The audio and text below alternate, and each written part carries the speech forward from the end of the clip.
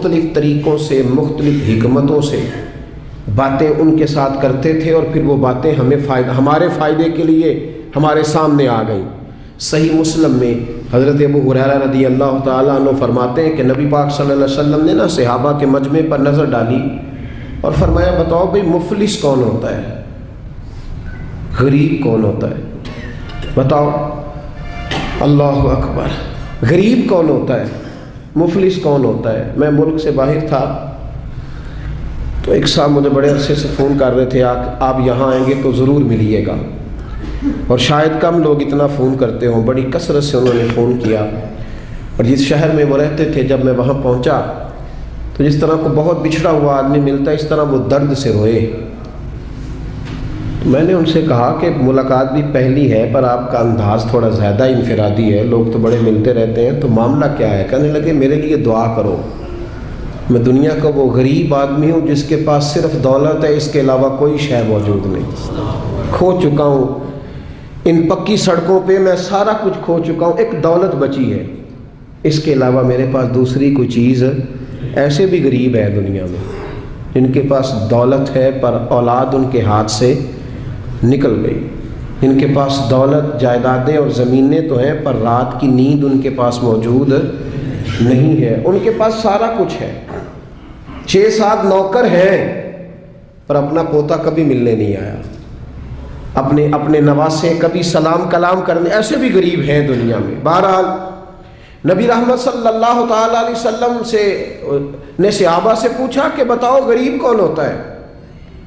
مفلس کون ہے؟ تو حضرت ابو ہریرہ رضی اللہ تعالیٰ عنہ فرماتے ہیں وہی جواب جو روٹین میں سب نے دینا تھا، یا رسول اللہ جس کے پاس مال و دولت نہ ہو وہ مفلس ہے، وہ غریب ہے۔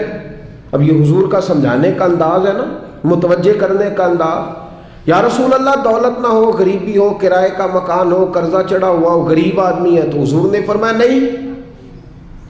یا رسول اللہ پھر آپ بتا دیں غریب کون ہوتا ہے؟ تو نبی پاک علیہ السلام نے فرمایا میری امت کا غریب وہ ہے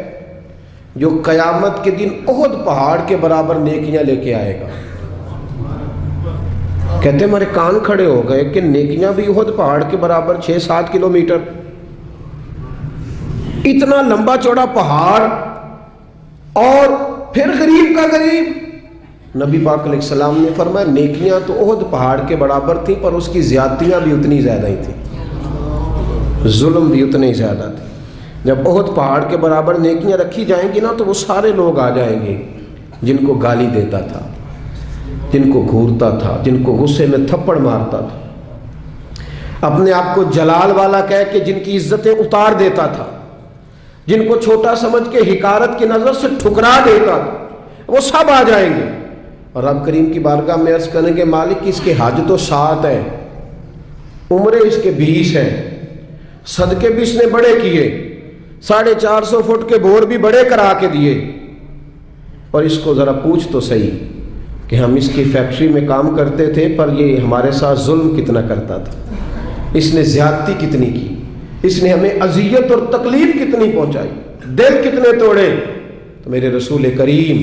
صلی اللہ تعالیٰ علیہ وسلم فرماتے ہیں رب کریم اس کی نیکیاں دینی شروع فرما دے گا۔ وہ جس کو تھپڑ مارا تھا کچھ نیکیاں اسے مل جائیں گی، وہ جس کو درے سے مارا تھا کچھ نیکیاں اسے مل جائیں گی، وہ جس کو گالی دی تھی کچھ نیکیاں اسے مل جائیں گی، وہ نیک پرہیزگار عالم دین جس کی چوک میں بیٹھ کر غیبت کی تھی، جسے برا کہا تھا، کچھ نیکیاں اسے ملیں گی۔ فرمایا نیکیاں بٹتی رہیں گی، بالآخر اس کے پاس کوئی نیکی نہ بچے گی،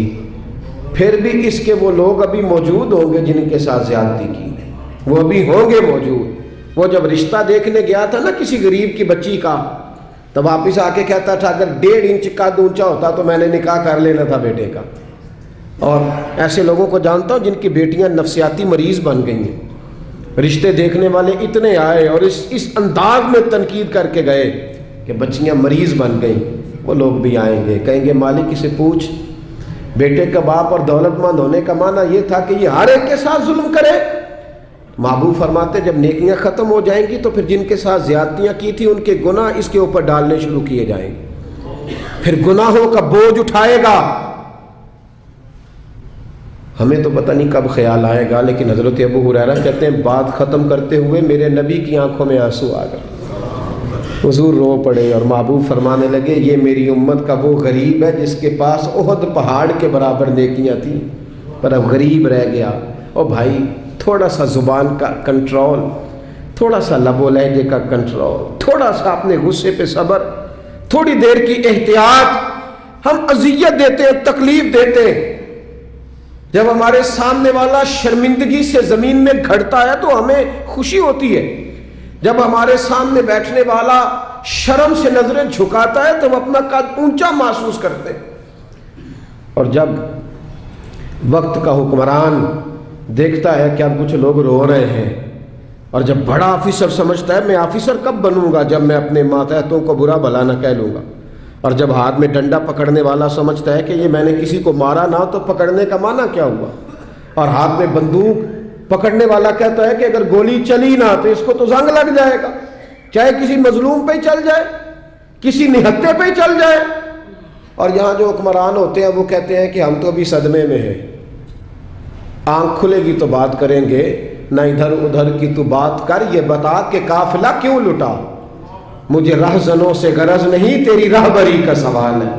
او بھائی ہم روز ظلم خرید رہے ہیں اپنے لیے، روز زیادتی جمع کر رہے ہیں اپنے لیے۔ میرے رسول کریم صلی اللہ تعالی علیہ وآلہ وسلم نے فرمایا جس نے زمین کے بالشت بر ٹکڑے پر ظلم کیا، ایک بالشت ایک گٹ، جس نے زمین کے بالشت بھر ٹکڑے پر ظلم کیا، اللہ تعالیٰ قیامت کے دن 7 زمینوں کا توق بنا کے اس کے گلے میں ڈال دے گا، پھر اس کی گردن ٹوٹنے پہ آئے، پھر وہ ہائے ہائے کرے گا، لیکن اسے اس وقت معافی نہیں ملے گی۔ آج موقع ہے وہ معافی مانگے، درگزر کا سوالی بنے، بچے اس ظلم سے، بچے اس جس کو پتہ چل گیا ہے کہ میرا بیٹا اپنی بیوی کے ساتھ درست طریقے سے نہیں رہ رہا، اس باپ کا فرض نہیں ہے اپنے بیٹے کو ڈانٹنا کہ اس نے طرفدار بننا۔ جس کو سمجھ آ گئی ہے، جس کو خیال آ گیا ہے، جس کو اس بات کی سمجھ آ گئی ہے کہ میری بہو کے ساتھ زیادتی ہو رہی ہے یا میری بیٹی کے ساتھ ظلم ہو رہا ہے،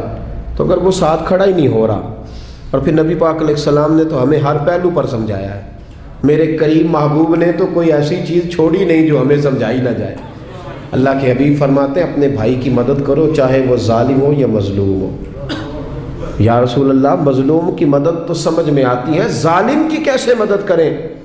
تو حضور نے فرمایا اسے ظلم کرنے سے روک دو، یہ تمہاری مدد ہے اس کے لیے،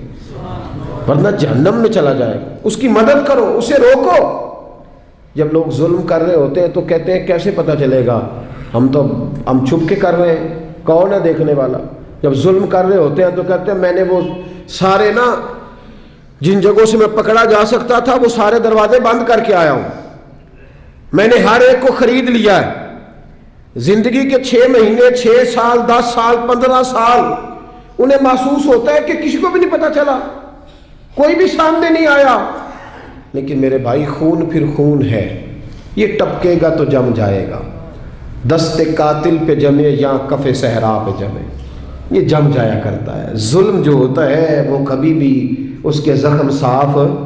نہیں ہوتے، وہ باقی رہتے ہیں، وہ ہمیشہ موجود رہتے ہیں، ان میں کمی نہیں آتی، اور جس پر ظلم ہوتا ہے اسے کبھی ظلم بھولتا، بولیے ظلم بھولتا، خوشیاں بھول جاتی ہیں، ظلم یاد رہتے ہیں، زیادتی یہ نہیں بھولتی، یہ یاد رہتی ہے۔